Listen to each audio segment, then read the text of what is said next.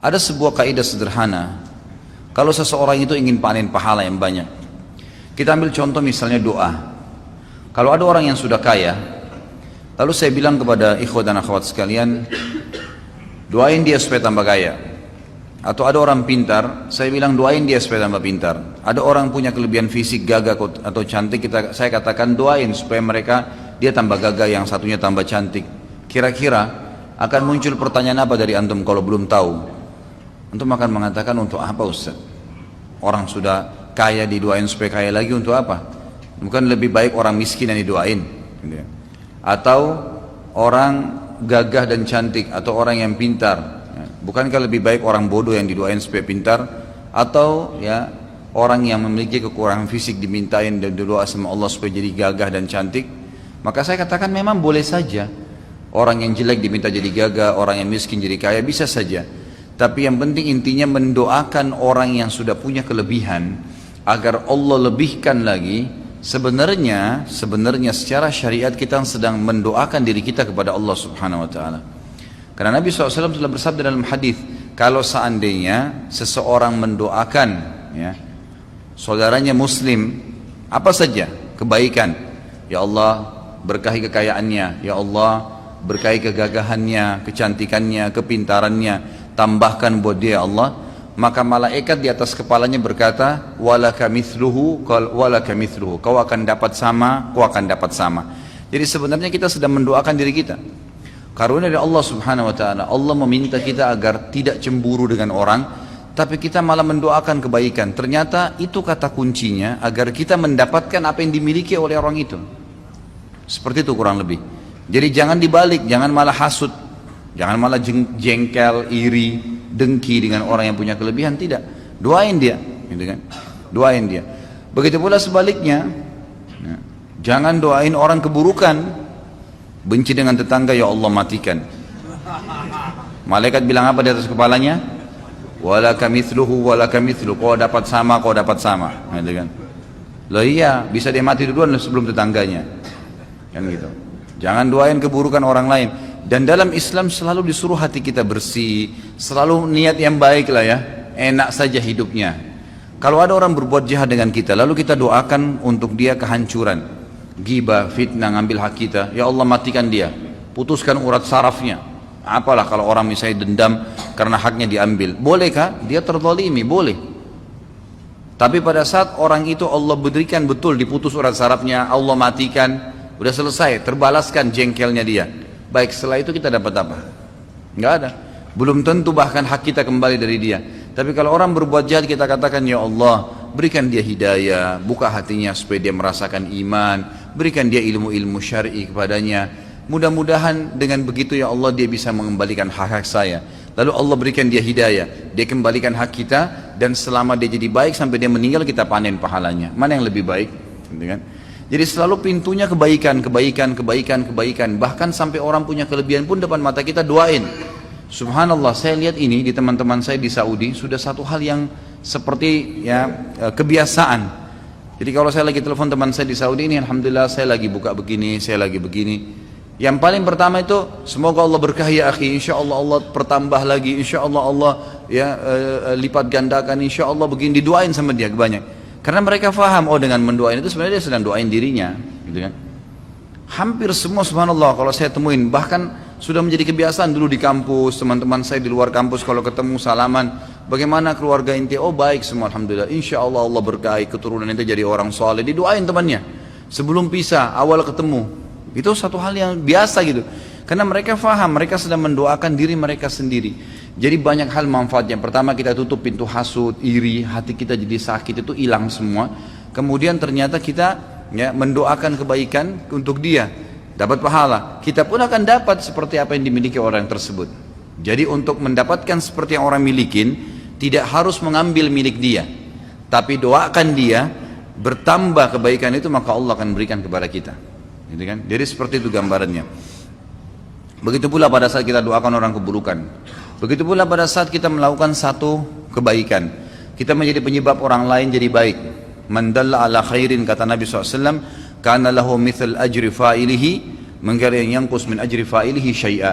Siapa yang tunjukkan orang menjadi penyebab orang lain melakukan kebaikan, antum tunjukkan teman-teman antum, oh ini ada pengajian di sini, mereka datang misalnya. Maka kita jadi penyebabnya. Ada masjid di sana, kita sholat yuk. Atau lagi jalan ke masjid, kita panggil tetangga, ayo sholat pak, ayo sholat bu, misalnya sholat. Orang ikut sholat, kita dapat pahala, dia juga dapat pahala. Tapi Allah berikan kepada kita pahala seperti dia tanpa dikurangin pahalanya. Siapa yang menjadi petunjuk saja orang berbuat kebaikan, maka dia akan dapat pahala pelakunya tanpa dikurangi sedikit pun dari pahala pelakunya. Jadi kalau ada orang nanya di mana alamat ini, di mana alamat itu, semuanya baik, masjid, majelis taklim, dia mau silaturahim keluarganya, tunjukin. Sebaliknya, man dalla ala syarrin, siapa yang menunjukkan kepada keburukan, kana lahu mithl ya wazri fa'ilihi min ghairi yanqus min wazri fa'ilihi syai'a. Siapa yang menunjukkan kepada keburukan, maka dia akan panen dosa seperti pelakunya, gitu kan, tanpa dikurangi sedikit pun dari dosa pelakunya. Ada orang tanya di mana alamatnya diskotik ini, oh di sana, dengan semangat dia tunjukin. Kan itu orang itu mabuk-mabuk semua, dia tidur di rumahnya, dia dapat dosa sama, gitu kan. Ya, jadi kalau keburukan jangan ditunjukin, kan gitu ya Pak Yo ya. Ya, jadi nggak boleh nunjukin keburukan. Ya. Jadi seperti itu dalam Islam. Nah, ada juga hal-hal kaidah dasar dalam Islam. Apa yang antum pernah lakukan pada seseorang, itu dengan hukum Allah Subhanahu wa taala, dengan sunnatullah akan terjadi pada kita. Misal, ada satu keadaan di mana orang sangat kepepet butuh bantuan. Datang, kadang-kadang Allah uji kita dengan cara itu. Ada orang datang tiba-tiba sampaikan, saya lagi begini, saya lagi begini, saya lagi begini. Allah mau lihat nih, bantu nggak? Baik, kita bantu misalnya dengan si ikhlasnya, baik silahkan. Pastikan ikhwas kalian dan akhwat, satu waktu Allah akan membuktikan kebenaran sunnahnya, hukumnya. Nanti akan datang waktu antum kepepet sekalian, akan ada orang yang bantu antum. Nabi SAW mengatakan, kama tadinu tudan, sebagaimana kau memperlakukan orang lain, kau akan diperlakukan. Apapun sifatnya, gitu kan?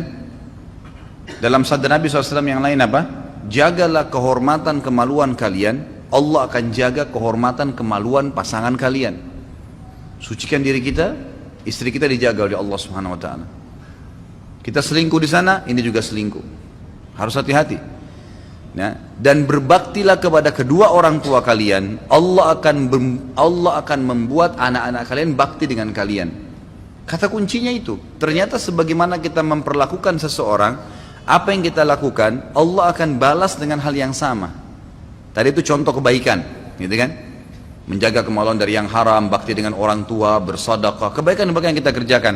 Nanti akan datang waktu Allah buktikan tuh, kita butuh dan Allah bantu.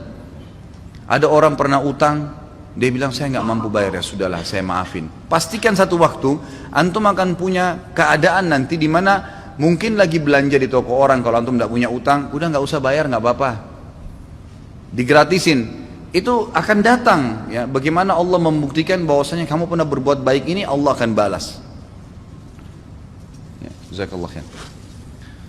Kalau ada orang sebaliknya, kita berbuat keburukan, kita pernah mencemar namanya orang lain, kita pernah mengambil haknya orang lain, kita pernah iri dengan orang lain, maka pasti akan terjadi hal yang sama. Akan datang orang lain iri juga dengan dia. Akan datang satu waktu, mungkin bukan pada saat itu, tapi akan terjadi dalam kehidupannya. Allah akan buktikan itu. Siapa yang merusak namanya orang lain, seperti itu. Apa saja perilaku yang kita pernah kerjakan pada seseorang, baik atau buruk, akan terjadi hal yang sama. Hadis Nabi SAW tadi saya bilang, kama tadinu tudan, sebagaimana kau memperlakukan orang lain, kau akan dibalas hal yang sama. Dalam hadis yang lain dikatakan, al-jaza min jinsil amal, balasan akan datang sesuai dengan perilaku atau perbuatan seseorang. Dan ini jelas sekali. Baik, Imam Az-Zahabi mengangkat hadis ya di sini, hadis riwayat Hakim ya, dengan sanad yang sahih dalam Kitabul Ilm. Dan juga ini Imam Az-Zahabi mensahihkannya.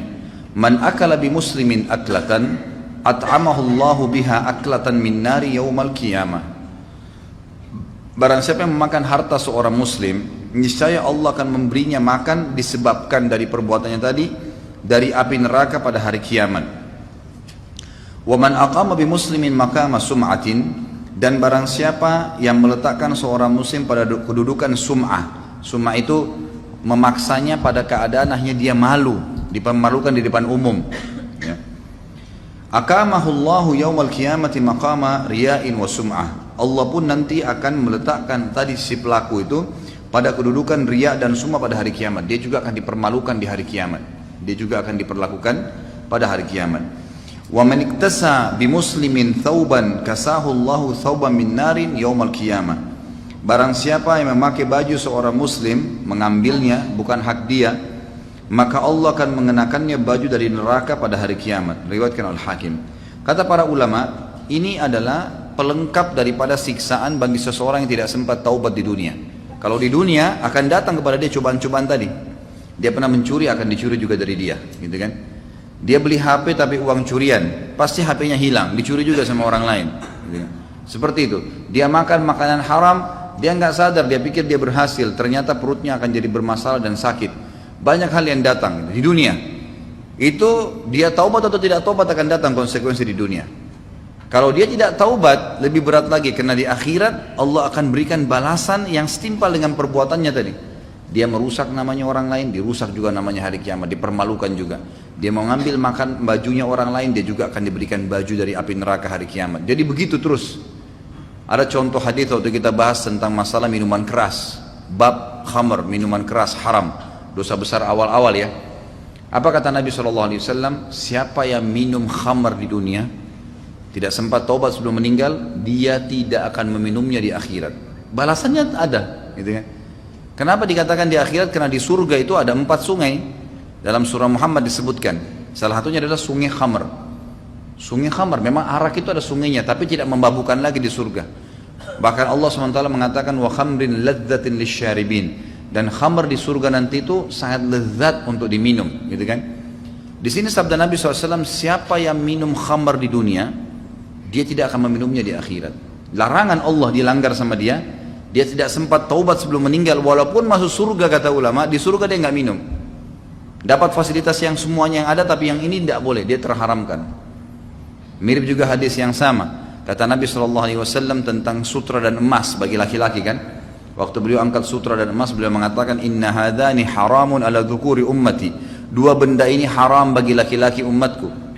Lalu beliau mengatakan bagi laki-laki siapa yang memakainya di dunia, emas dan sutra tadi, maka dia tidak akan memakainya di akhirat. Maksudnya kalau dia meninggal tidak sempat tobat di dunia, maka dia terharamkan dari baju sutra di surga, dan juga dia tidak bisa menggunakan perhiasan dari emas yang memang dasarnya tembok-tembok rumahnya orang istana surga itu dari emas. Dia akan kehilangan masalah itu. Jadi begitulah sunnatullah yang harus difahamin, bahwasanya ada sebuah sistem yang pasti akan datang. Kalau kita faham ikhwan dan akhwat sekalian, setiap kali kita mau mengeluarkan satu kalimat ghibah atau fitnah, akan datang hukuman yang sama kepada kita. Pastikan antum tidak akan mau buat dosa itu. Kita nggak bakal mau, karena orang yang berani mau melakukan satu perbuatan itu karena dia tidak punya ilmu bahwasanya ini akan terjadi balasan kepada dia yang setimpal. Enggak. Tapi kalau dia faham, dia nggak bakal lakukan. Kita tidak akan ghibah, tidak akan ngambil barangnya orang, tidak akan melakukan perbuatan apapun yang berhubungan dengan mereka. Karena saya pernah jelaskan ada 2 dosa ya. Ada dosa yang merupakan hakullah dan ada hakku adami. Ada haknya Allah, sholat, ya, puasa, itu haknya Allah Subhanahu Wa Taala. Artinya kalau antum taubat, Allah terima, udah dimaafin sama Allah, nggak ada hubungan sama manusia. Tapi yang sedang kita bahasin adalah dosa yang kedua, hakku adami, hubungan dengan manusia, hubungan dengan makhluk, gitu kan? Nah ini kalau antum buat dosa ghibah misalnya, harus taubat kepada Allah dan harus minta maaf, perbaikin hubungan dengan dia.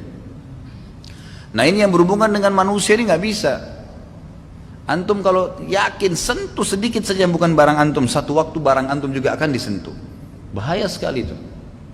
Ya. Dalam masalah rumah tangga, sekali berbuat yang haram, terbuka pintu buat keluarga kita itu. Kecuali Allah SWT selamatkan, gitu kan? Maka kalau orang tahu pada saat dia berzina, ternyata terbuka pintu bahaya buat istrinya di rumah, dia nggak berani zina itu. Karena dia seperti buka rumahnya itu sebenarnya.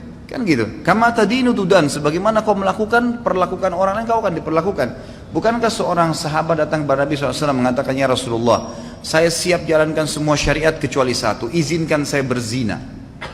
Itu aja, saya nggak bisa tahan fitnah perempuan. Nabi SAW menghadap ke wajahnya berkata, kau mau nggak kalau ibumu dizinai orang lain? Dia bilang tidak ya Rasulullah. Baik, saudarimu mau nggak? Enggak. Anakmu? Enggak. Tantamu? Enggak.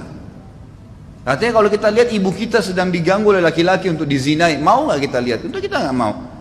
Saudari kita nggak mau, anak kita nggak mau, tante kamu nggak mau. Terus kenapa kau ridho mau melakukan pada orang lain? Artinya kata Nabi SAW, kalau kau buka pintu itu, terbuka pintu-pintu di rumahmu nanti, akan ada gangguan-gangguan yang datang. Kalau orang faham ini, dia tidak akan berani melakukan kesalahan itu. Antum matikan lampunya rumah seseorang iseng saja, satu waktu rumah antum dimatikan lampunya. Begitu konsepnya.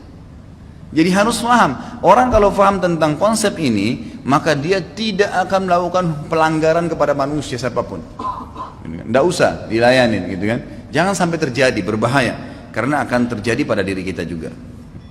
Sebaliknya, kita berbuat baik sama orang, efeknya bukan hanya sekedar hubungan kita baik sama dia, bukan hanya sekedar dapat pahala, tetapi Allah Subhanahu wa taala juga ya membalas, nanti akan datang banyak kebaikan-kebaikan yang kita tidak sangka. Sekali kita bantu dia, kita akan dibantu satu waktu. Sekali kita pinjamkan, kita akan dipinjamkan. Sekali kita senyum, kita akan disenyumin. Begitu terus. Ya, begitu balasannya. Jadi tidak ada orang itu akan dibalas dengan keburukan.